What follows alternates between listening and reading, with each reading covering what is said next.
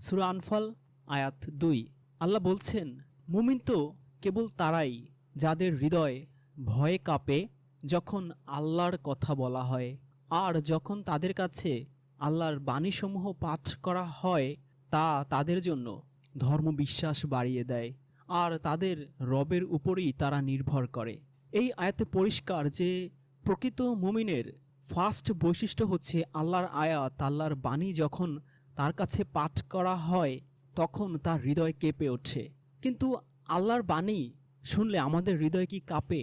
যারা মিথ্যা বলে, যারা গীবত করে, যারা জুলুম করে, যারা আত্মীয়র হক নষ্ট করে, যারা গরিব অসহায় অভাবী মানুষকে দান করে না, সম্পদ জমা করে, ইনসাফ করে না, ধোঁকাবাজি করে, প্রতারণা করে, তাদের জন্য যে আল্লাহ কঠিন শাস্তি প্রস্তুত করে রেখেছেন আখিরাতে, সেই আয়াতগুলো যখন আমরা পড়ি আমাদের হৃদয় কি ভয়ে